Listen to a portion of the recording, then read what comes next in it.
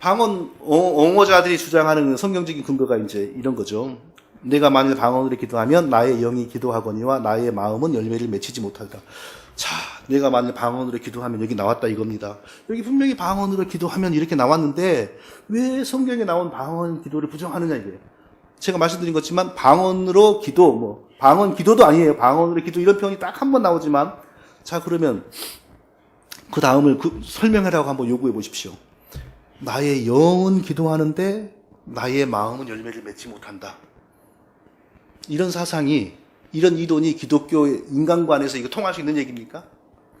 영은 아는데 마음은 몰라. 이게 바울의 사상인가요? 성경의 인간은 한 인격으로 표현되고 인격으로 대표되는 존재입니다. 아, 영은 아는데 마음은 몰라? 이런 인간관은 성경의 인간관이 아니라고요.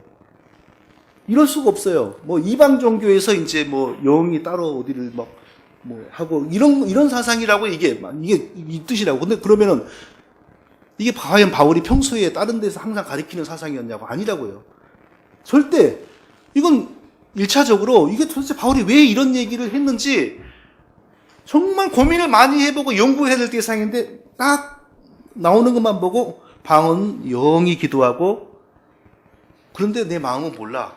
그러니까 내 마음이 몰라도 영이 기도한 거니까 계속 하면 돼. 이렇게 가버린다고요. 근데 바울의 사상이나 성경의 인간과는 절대 영은 아는데 마음은 몰라? 이게 인간은 그런 비인격적인 존재가 아니라고요. 절대 이것은 바울이 평소에 가리키는 사상도 아니요. 성경의 다른 저자나 성경이 가리키는 인간론이 아니에요. 이것은요. 또 방언을 말하는 자는 사람에게 하지 않고 하나님께 하나니 이는 알아듣는 자 없고 영으로 비밀을 말함이라. 그래, 우리가 못 알아들어도 계속 해야 돼. 왜? 영으로 비밀을 말하는 거니까. 그러면 우리가 또 이렇게 설명을 해보라고 그러죠. 하나님이 모르기 때문에 우리가 말해드려야 될 비밀이 도대체 어디 있습니까? 세상에. 하나님 모르는 비밀이 어디가 있어요? 근데 조금만 성경 해석학적으로 들어가면 여기 비밀이란 단어는요, 사람의 속에 있는 비밀을 뜻하는 데 표현되는 단어가 아니에요. 언제든지 하나님 편에 있는 비밀. 근데 사람에게 아직 전달되어지지 않았어. 근데 그 하나님 편에 있는 비밀이 누구를, 선지자나 사도들을 통하여 사람에게 전달된단 말이에요. 그렇게 쓰여지는 비밀이라고요. 방언 기도자들이 주장하는 하나님, 우리의 비밀을 말하는 그런 비밀이 아니라고요. 그러니까 지금 제 말은 방언 기도를 이런 걸 통해서 주장을 하려면 이런 것을 정확히 설명해보라 이거죠. 하나님이 모르는 비밀이 뭔지. 또 방언을 말하는 자는 자기의 덕을 세우고 이렇게 나가잖아요. 자, 사도 바울의 평소 다른 데서 보면 알아듣지 못하는 소리는 도움이 안 되는 거라는 게 사도 바울의 기본적인 가르침이라고요. 울리는 꽹과리 소리라 그랬어요. 알아듣지 못하는 소리는. 그런데 여기서는 방언을 말하는 자는 자기의 덕을 세우고, 그리고 사도 바울의 성경 어디에서도 은사가 개인의 덕을 위해서, 개인의 유익을 위해서 주어지지 않아요. 은사는 반드시 교회를 위해서 주어진다고요. 그러니까 이런 걸 딱 캐치해가지고 방언기도 옹호하는 사람들은 그거 봐, 방언은 자기 개인의 유익을 위해서 하는 거고 예언은 교회의 덕을 세우고 이렇게 하는데 절대 그 방식으로 해석을 해서는 안 되는 내용들입니다. 이 내용들은. 이제 그럼 어떻게 해석을 할까? 저 생각은 그렇습니다. 첫째로 일단은 참 어려운 부분이다. 그렇지만 결코 방언 기도를 지지하는 내용은 아니다. 둘째로 그럼 또 어떻게 해석할 수 있는 방법이 뭘까? 그때 당시에 이미 고린도 교회에 이단이 들어와서 자리를 단단히 잡아버렸습니다. 그래서 바울이 고린도 전서와 고린도 후서가 5개월 간격으로 쓰여졌다고 성경학자들이 봅니다. 5개월 차입니다. 근데 뭐라냐면 고린도 후서에서 저런 사람들은 거짓 사도여 계율의 역군이니 자기를 그리스도의 사도로 가장하는 자들이니라. 거짓 사도들, 괴율, 거짓의 역군들이라 그랬어요. 자, 이미 이들이 들어왔죠. 고린도 교회에. 그리고 또 뭐라고 바울이 책망했습니까? 만일 누가 가서 우리의 전파하지 아니한 다른 예수를 전파하거나 혹 너희의 받지 아니한 다른 영을 받게 하거나 혹 너희의 받지 아니한 다른 복음을 받게 할 때 너희가 잘도 용납하는구나. 바울이 이렇게 마무리했어요. 이런 걸 볼 때 이미 고린도 교회는 거짓 사도들, 이단들에게 쉽게 말하면 점령된 상태, 거의 지금 3분의 2 이상 점령된 상태라고요. 그러니까 앞서 말한 이런 내용들, 내가 만일 방언으로 기도하면 나의 영이 기도하거니와 나의 마음은 열매를 맺지 못한다. 막 이런 알쏭달쏭한 내용들은 바울이 이제 이게 2000년 전의 문서 아닙니까?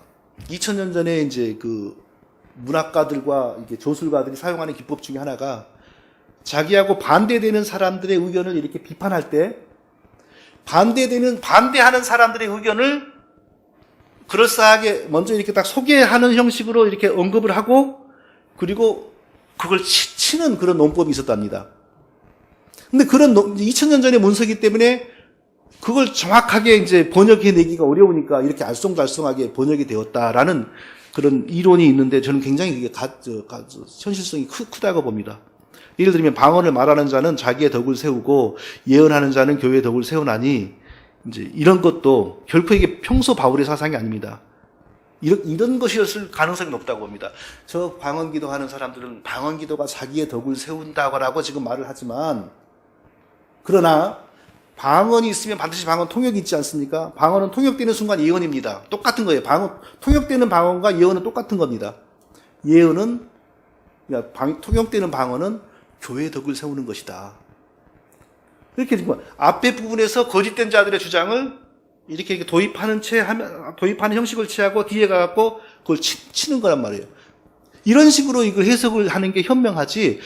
여기 딱 보고, 예를 들면 내가 방언으로 기도하면 나의 영혼이 기도하거니와 이것도 바울의 사상이라기보다는 저들의 주장이 방언으로 기도하면 나의 영이 기도한다고 하지만 이런 형식의 문학이었을 가능성이, 그 문법이었을 가능성이 훨씬 높다는 거죠. 그러니까 결코 이 부분들을 가지고 방언 기도를 주장하려고 하는 사람들은, 제 말은 이게 평소에 바울의 가르침과 맞는 내용인지, 이게 성경이 말하는 다른 부분과 맞는 내용인지를 증명하라 이거예요. 그리고 나서 이 부분을 이용해가지고 현대 방언을, 기도를 옹호를 하든지 말든지 하라는 겁니다. 결코, 설명이 되지 않은 거예요. 그 논리로는요. 또 방언 기도의 근거로 다음에 말씀들이 인용 많이 되고 있습니다. 그러면 어떻게 할 거? 내가 영으로 기도하고 마음으로 또 마음으로 기도하며 내가 영으로 찬미하고 또 마음으로 찬미하리라. 여기서 영으로 기도. 이게 방언 기도 아니냐? 그리고 마음으로 기도. 이것은 한국말 기도고. 이렇게 해석을 하지 않습니까? 근데 좀 이따가 다음에는 여기 쓰지 않았는데 뭐가 나오냐면 내가 영으로 축복할 때 이래요. 그럼 그건 방언으로 축복하는 겁니까? 그거 아니라고요. 영으로 기도하고 마음으로 기도하면 이것은 전인격으로 기도하라라는 표현으로 해석을 해야지 방언으로 기도하고 한국말로 기도하고 이런 뜻으로 할 일이 절대 아니에요. 내가 너희 모든 사람보다 방언을 더 말함으로, 이걸 가지고 또 바울은 방언 기도를 되게 많이 했다 그러는데 실제로 여기도 보세요. 방언을 말한다 그랬지 기도한다 그랬습니까? 바울 일단 보세요. 바울이 몇 개국어를 했는지. 히브리말 당연히 했죠. 또 자기가 태어난 데가 터키 아닙니까? 터키말 당연히 했죠. 헬라어로 유창하게 성경 쓰는 거 보면 그리스말 당연히 했죠. 로마에 가서 복음 전도했잖아요. 로마말 당연히 했고. 그리고 평생 소원이 서바나, 스페인 가는 게 소원이었잖아요. 그럼 스페인 말도 못하는 사람이 스페인 그렇게 가고 싶어 했겠어요? 최소 우리가 확인할 수 있는 것만 해도 다 바울이 5개국어를 했다고요. 그렇게 해석하면 간단한 거라고. 근데 왜 이걸 가지고 방언 기도를 내가 더 잘함으로 이렇게 어거지로 해석을 하느냐, 그거죠. 그런즉 형제들아 예언하기를 사모하며 방언 말하기를 금하지 말라. 이걸 또 방언 말하기를 금하지 말라 이걸 가지고 성경은 방언 금지하지 말라 그러는데 왜 자꾸 금지하는 거야? 막 이러잖아요. 방언 말하기를 금지하지 말라 그랬어요. 왜요? 하나님 주신 방언을 성경대로 통역하면 하나님의 예언의 말씀이거든요. 그 귀한 걸 왜 금해요? 그렇게 해석하면 간단한 거라고요. 방언 기도를 금지하라고 지금 한 게 아니라고요. 지금 절대로. 내가 사람의 마음과 천사의 말을 할지라도 사랑이 없으면 천사의 말, 이것은 천사의 말이 실제로 있다는 게 아니고 그렇게 말을 번지르하게 잘할지라도 그런 뜻이죠. 그러나 사랑이 없으면 울리는 꽹과리가 되는 것이다. 이렇게 해석하면 되는 겁니다.